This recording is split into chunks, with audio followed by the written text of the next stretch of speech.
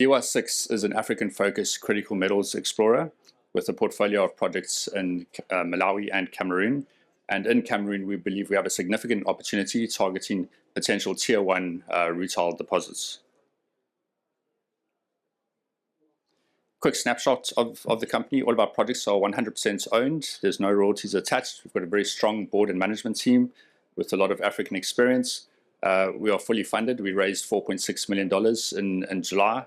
We're fully funded for the next 12 months for all our exploration activities.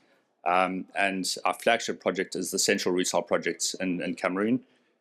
Both our projects in Cameroon, there's strong logistics on both those projects. We're on road, rail, direct rail to the Douala deepwater ports.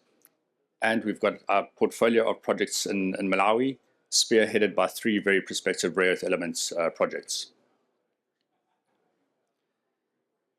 The 2 jurisdictions, as I mentioned, Malawi, we've got a portfolio of projects with the 3 rare earth element projects there. But very much our focus now is on Cameroon, where we've got the 2 heavy mineral sands projects, and our flagship being the Central Rutile project in the central part of Cameroon. Board and management, a lot of African experience there, and the entire management team is based on the ground in Africa. Myself, I'm a geologist with 20+ years experience throughout Africa. My previous role, I was part of the team at Sovereign Metals, which made the discovery of the Tier 1 Cassia rutile graphite deposit. And I'm looking very much to replicate that discovery success in Cameroon. We see all the same ingredients in Cameroon as we did in Malawi. Quick snapshots of the capital structure. It's a very tight capital structure. The top 20 shareholders own 60% of the company.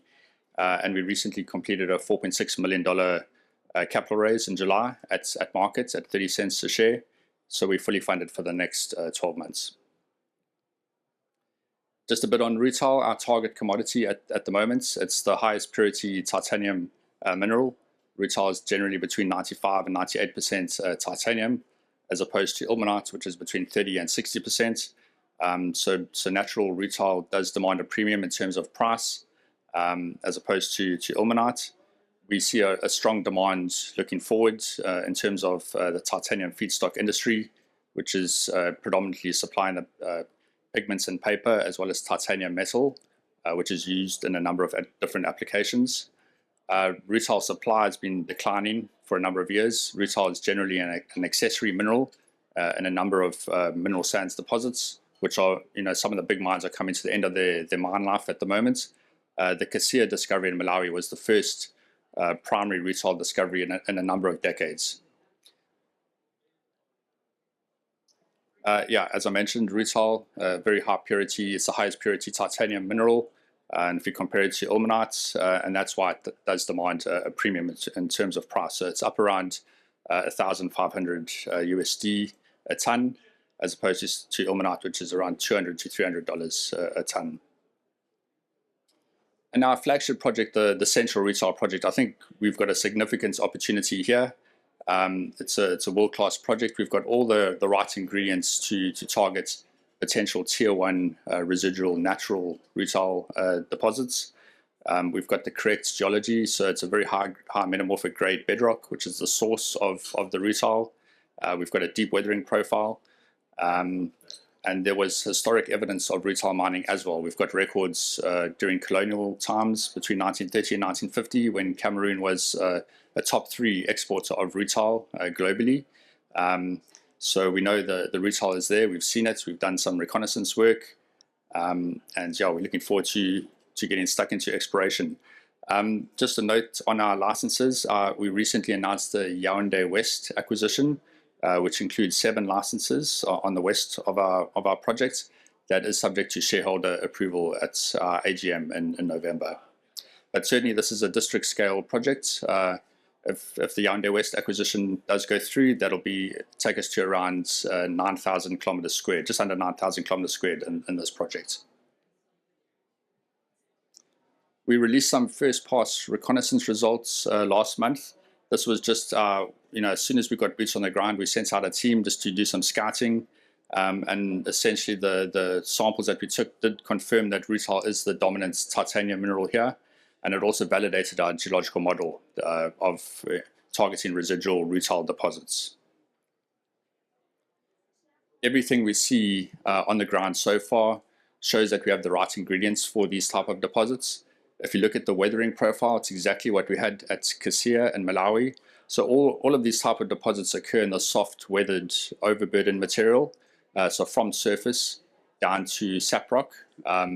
So it's essentially in the top 15 meters that these deposits occur. The Kasia mineral resources in the top 12 meters. So certainly all the ingredients are there that we see in Cameroon, which hosted Kasia in Malawi. We see all the same type of things in Cameroon.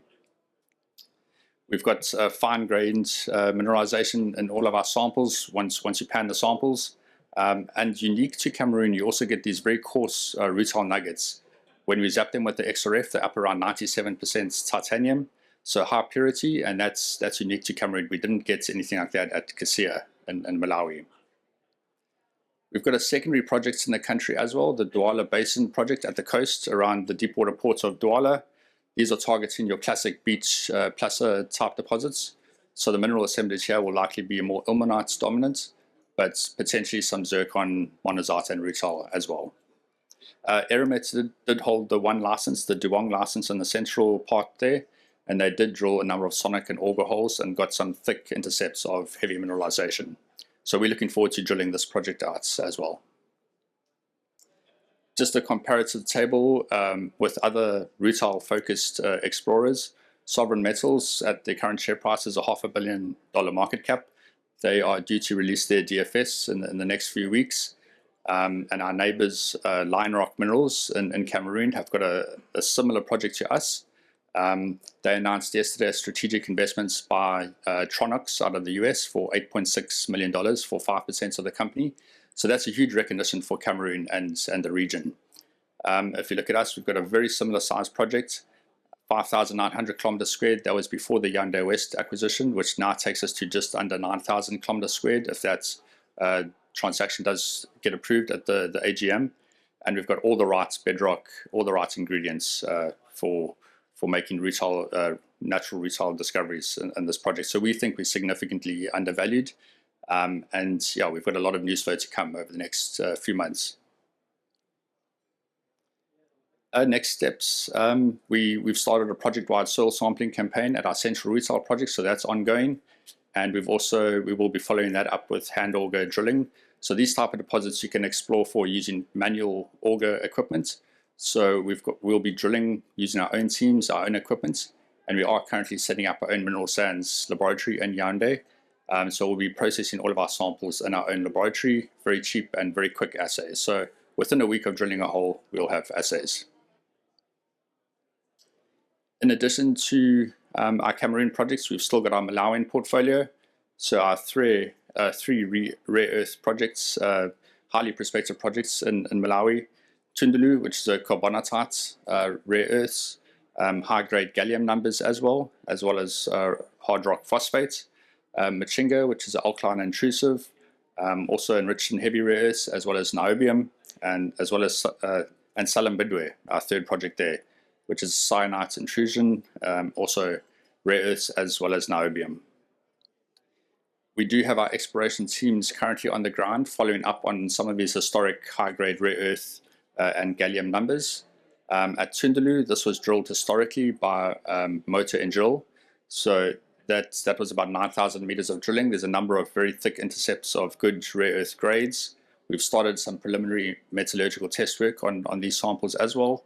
And at Machinga, we did 9,000 meters of drilling as well. So we've got some really good intercepts there. So very prospective projects. Our exploration team is on the ground at the moment. And yeah, we are well funded, as I said, for the next 12 months. And we've got a very big pipeline of news flow coming over the next few months. A lot of sampling and a lot of drilling still to happen. And all the samples will be processed in our own lab. So we'll be releasing those results as we get them. So we think we're primed to make a discovery in Cameroon. Thanks very much.